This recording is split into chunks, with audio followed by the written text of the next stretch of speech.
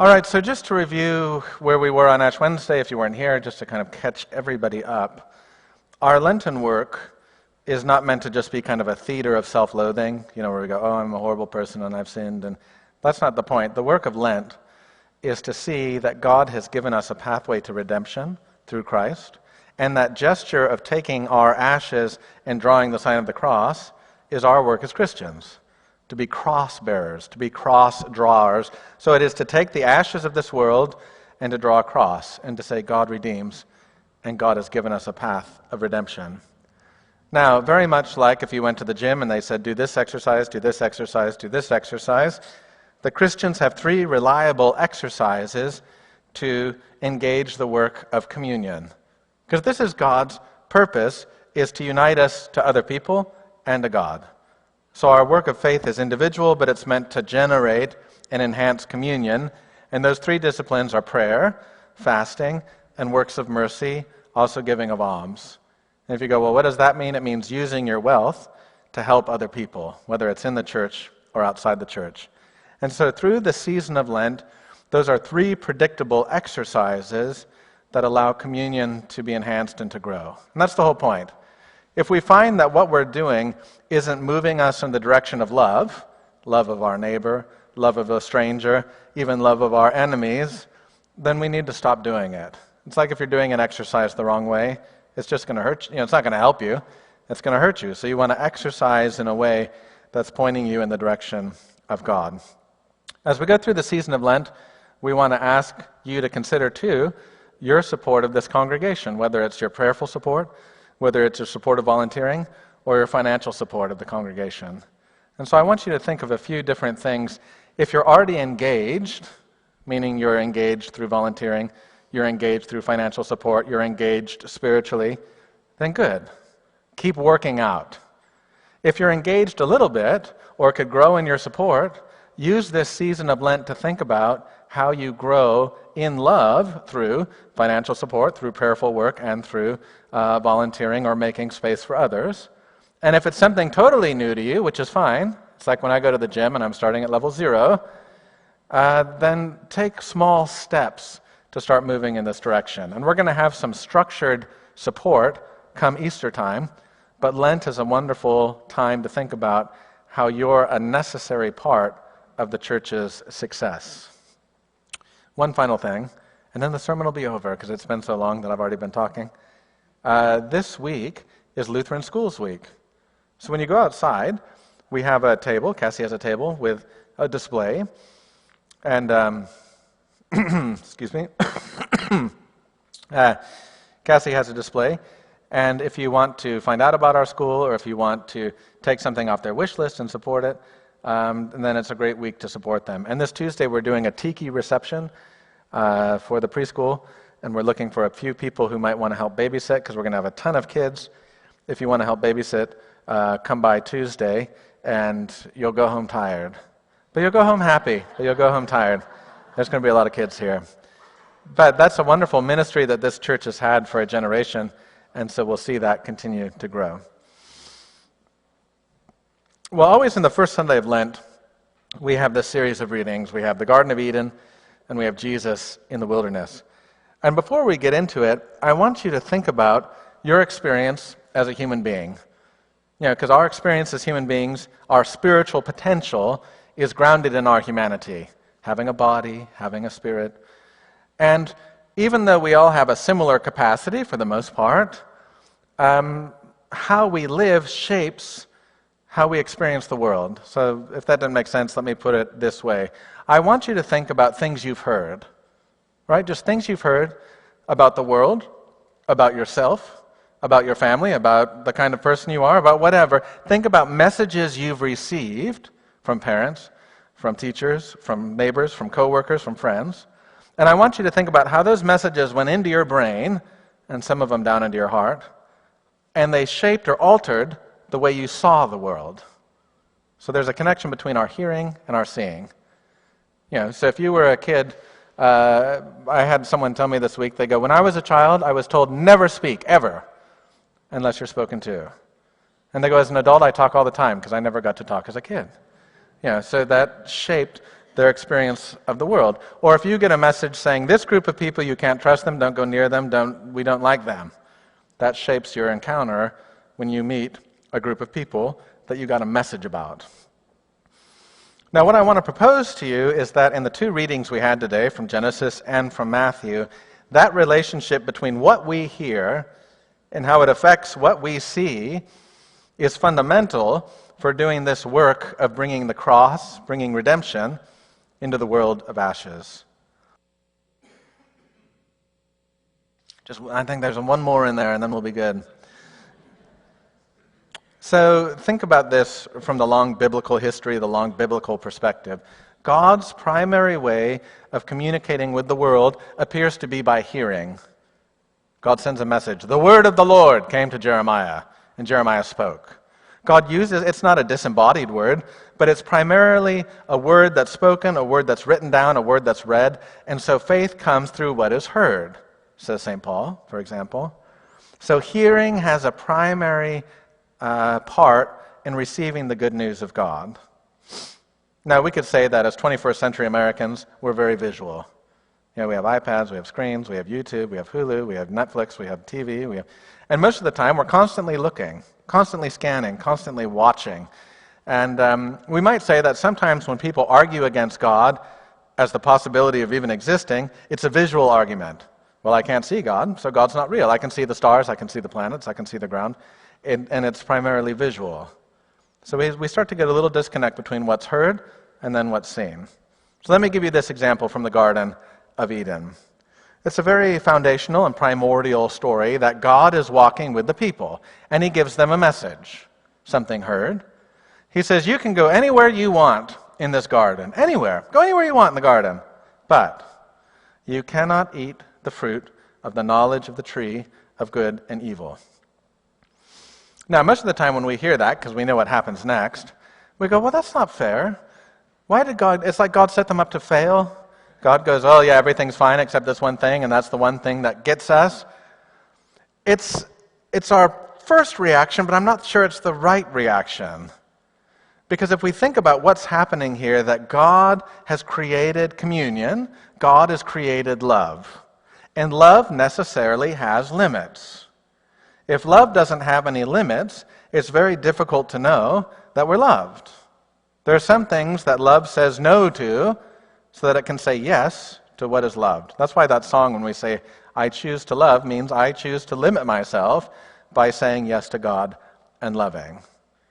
And so one of the limits of love is to say, we can go all over the place here except one place. And if we go to that one place, it's going to violate our relationship. So that's a message they get heard, and then they're walking around, and then we get the snake. Now, you know, like Michelangelo paints the snake almost like a python or a boa constrictor, kind of just wrapped around the tree talking.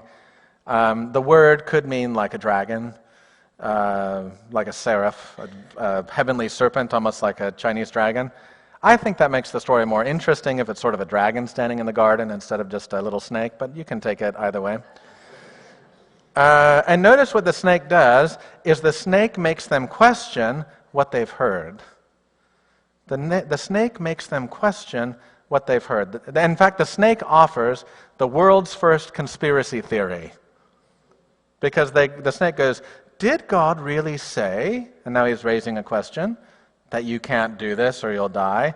And then the person reports back to the snake, but gets the message wrong a little bit. Well, God said we can't eat it, and we can't touch it, which God didn't say, but they added that. So the hearing has been a little mixed up. And then this is the conspiracy. The snake goes, no, God knows if you eat it, you'll be like God. And so it's a conspiracy. God lied to you. God is enslaving you. Exercise your freedom by eating what's prohibited. And then notice what happens. They go from hearing to seeing. And now that the message has been a little bit corrupted, they look at that fruit again, and they say, boy, that looks good. And they say it is good, and it will make us wise. You know, this is the thing, that once the message that is guiding us is corrupted, it changes how we see the world, and things that may not be good we see as good. And so they see it, they eat it, and now they see themselves in a new way, and they see themselves as naked, they see themselves as ashamed, and now they're going to hide from people seeing them, which is a very common experience. Think of the messages you've gotten about the person you are, and see if you have any messages that have made you ashamed, messages that have made you hidden or want to hide, and you understand exactly what is happening in this story. So God has to deal with this somehow. That God's intention for us, God's not about punishing, God's not about going, all right, humanity, you've messed up again, time to roll up my sleeves and just slap you around a little bit. God's intention is to restore, enhance, and secure our communion. To live in the garden, to live in richness, to live in love, to have space for God and one another. That's the whole point of the story. And so God's going to have to find a way to bridge the connection between our ears and our eyes so that we can hear it and see it the right way. And so what I want to propose to you is what God is doing is strengthening and realigning our perception of the world so that the message we hear about the world and how we see the world is shaped by the good news of Christ. The message we hear and the way we see is grounded in the love of Christ. And this becomes very important when we get to the temptation of Jesus. So it says, after Jesus was baptized, the Spirit led him into the wilderness, and he did not eat for 40 days or 40 nights, and he was famished. That's kind of a strange. You go, well, why did he leave right after his baptism and go into the wilderness? I mean, you really need to think about it almost like D-Day. Like God is on the offensive now. Like Jesus comes out of the water, just like the guys running up on Normandy Beach. He comes out of the water and he's on the offensive now. God is on the offensive to restore those things that have been lost by people who are living naked and ashamed. And he wants to restore a kind of vision that sees the value in a kind of vulnerable communion with one another and with God. And so the word that gets used there is very similar to like when we launch a new Navy ship. Now you'll notice after we finish a ship, we send it out, we launch it into the ocean, and then we test all its weapon systems to make sure that what they hoped it would do, it could do.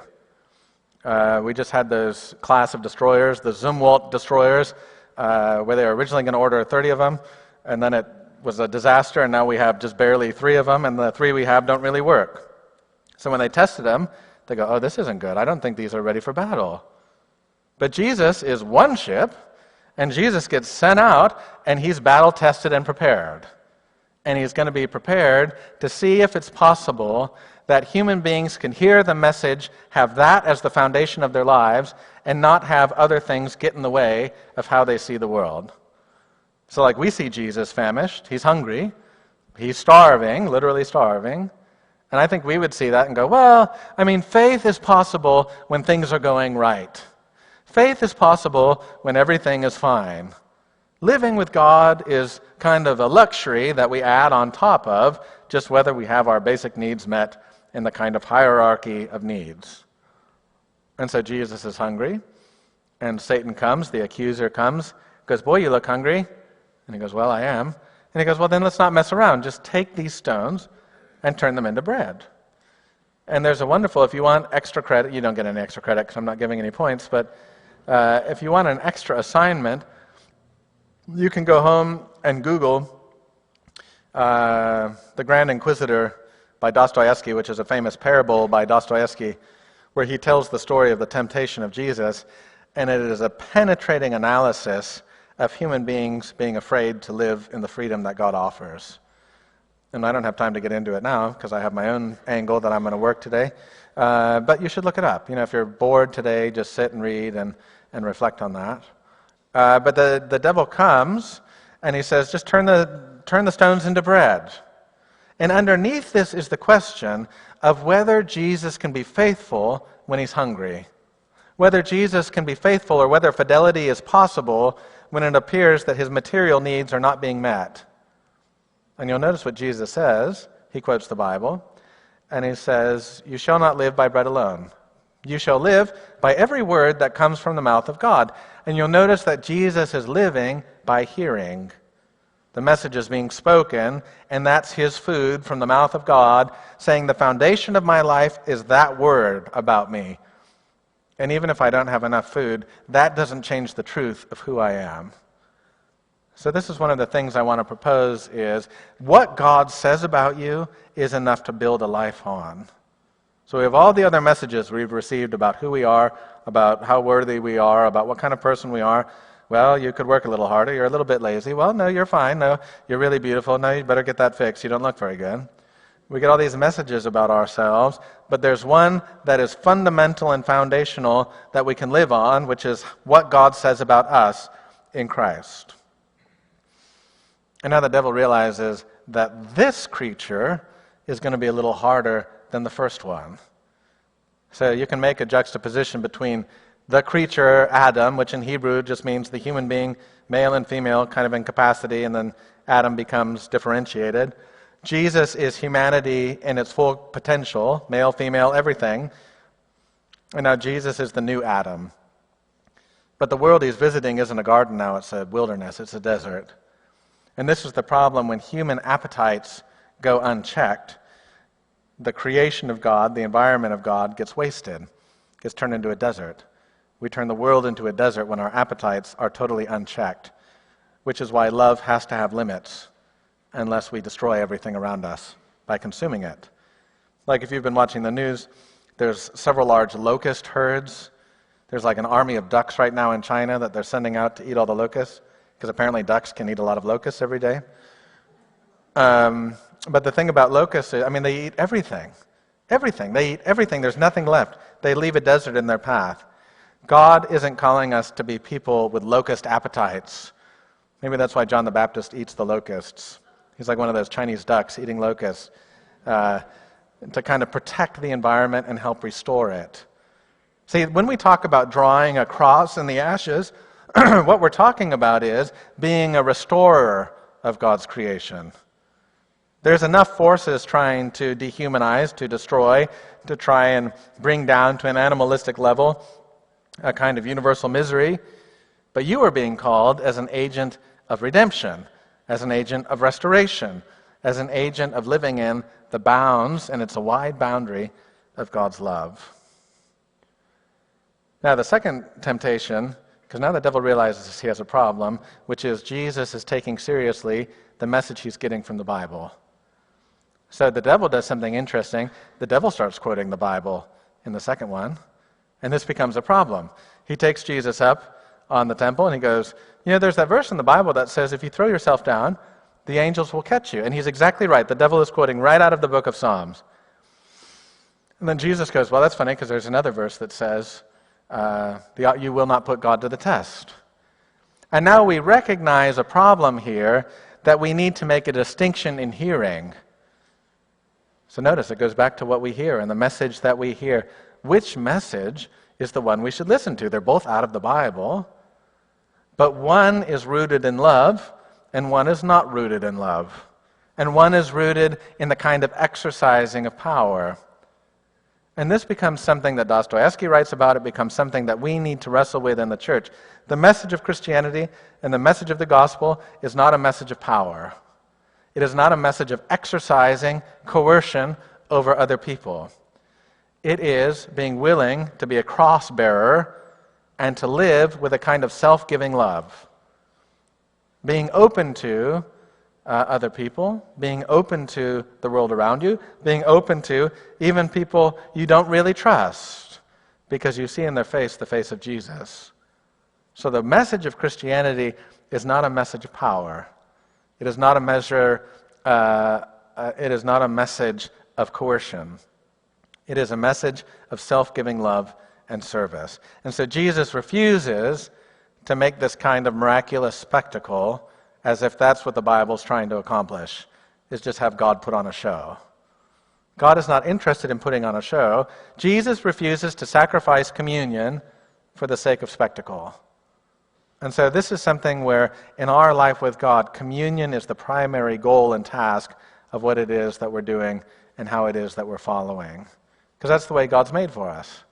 We see the way that Jesus walked, and now we want to walk in the same path and be rooted in the gift of his cross, and beyond that, the gift of resurrection. Because you'll notice, when Jesus goes to the cross, he doesn't go to exert power. He's not nailed up on the cross going, all right, call in the airstrike. You have the coordinates now, nuke them, destroy them. bring the mushroom cloud, evaporate people. That's not what he does. He goes to the place of death in weakness. He shows no power.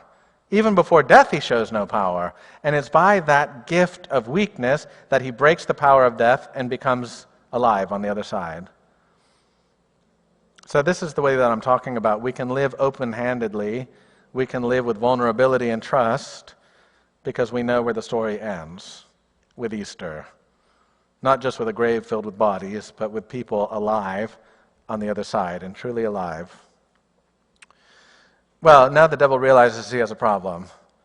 Because even though he's quoting Scripture, Jesus is going to make a distinction and discern what it is that he's hearing and how he hears it. And he doesn't change how he sees the world. And so now the devil's just going to go with pure visuals. The devil goes, forget quoting Scripture, that didn't work. Let's just go with a pure visual and see if by what we show him we can deform his desiring. And so he goes, look, all the nations of the earth, I'm showing you. You see them. And now there's no word to hear, there's just something to see. And now Jesus is standing before that tree, looking at that fruit, and the devil's going, you should try it and see how it tastes. And Jesus says, no. Because now this is the ultimate revealing of a false promise, because the devil can't offer what he's offering, but it's a false promise rooted in kind of raw power now. There is no love. There is an assertion that if Jesus worships and changes the direction of his love and communion, if Jesus takes that first foundational word, that story he hears about himself, and changes it, then he can turn his attention and affection somewhere else. And this becomes really important for us, is by what you see, your desires will be tutored. This is something Jesus says very clearly in the gospel, that where your treasure is, there your heart will be. He doesn't say where your heart is, there your treasure will be. He says where your treasure is, your heart will be. So the thing that you value the most is where your heart will go to follow. It is a spiritual law that will never be changed because of how human desiring works. And there's so much desiring that happens with our eyes, and we need to align what we see with what we've heard. And by what we've heard, not turning ourselves into a kind of endless appetite for power.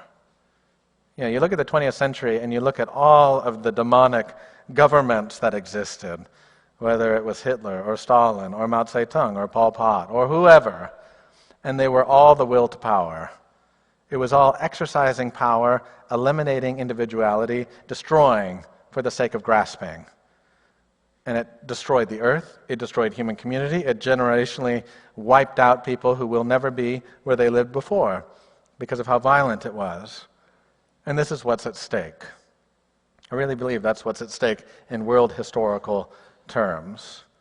And what this means is, as followers of Jesus, if the word about what Jesus says about you is true, that you are God's child, that you have been claimed by God, that you are a beloved part of God's kingdom, that if you were the last sheep and the lost sheep, he would leave all the others to find you. That this love that God has communicated to us is a love even for enemies. That's the word we hear, and hopefully that opens our eyes to perceiving the world in a different way. As we walk on the earth and we see the lost, as we walk on the earth and we see those that we are afraid of, as we talk about how we'll prepare for the coronavirus if it comes to Southern California, all of our planning, and planning is fine to do, but all of our planning better include the well-being of our neighbors as we plan. Because the danger is that the message we hear is, there's not time to be a Christian, there's time only to be afraid. And that is not the gospel we've heard. The gospel we've heard is a gospel of power that sets us free from fear so that we can be diligent and we can be dutiful and we can be planning and we can be smart about the world in which we live. But we recognize the truth of the world is that for the garden to be restored, for the communion to be restored, we have to live with an openness to God and our neighbors. And that becomes the powerful message of Lent.